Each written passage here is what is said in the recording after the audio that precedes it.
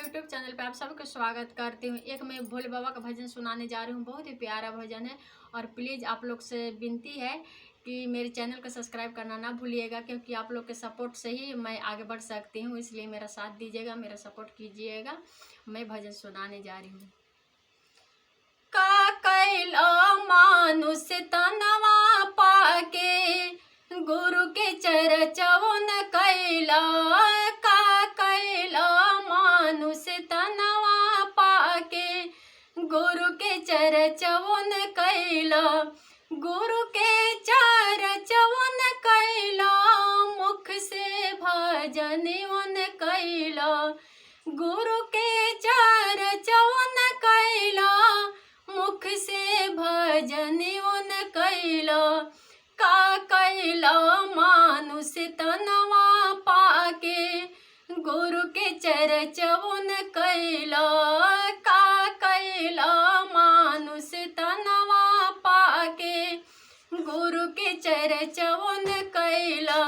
अंगना में तुलसी लगैला, ओकरो में जलवन डलला, अंगना में तुलसी लगवला, ओकरो में जलवन डलला, का कैला मानुष तनवा पाके गुरु के चरचवन कैला।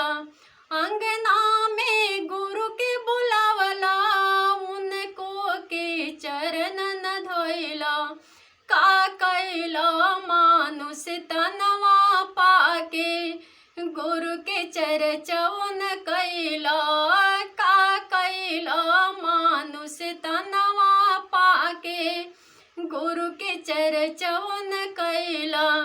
अंगना में सासु के बुलावला, उनको के गोड़वन लगला, अंगना में सासु के बुलावला, उनको के गोड़वन लगला, का कैला मानुष तनवा पाके गुरु के चरचवन कैला, का कैला मानुष तनवा पाके गुरु के चरचवन कैला।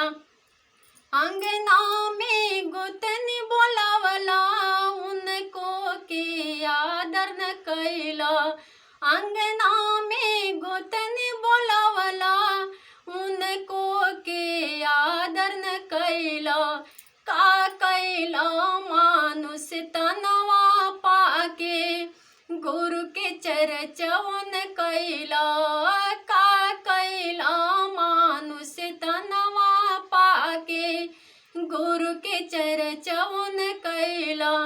ससुरा से ननद बोलावला, उनको की सड़ियों न दिहला, ससुरा से ननद बोलावला, उनको की सड़ियों न दिहला, सब रुपया हो गईले बेकार गुरु के चरचवन कैला, सब रुपया हो गईले बेकार गुरु के चरचवन कैला, गुरु के चरचवन कैला, मुख से भजन वन कैला, का कैला मानुष तनवा पाके गुरु के चरचवन कैला। प्लीज़ मेरी गीत आप लोग कैसी लगी प्लीज़ कमेंट में जरूर लिखिएगा।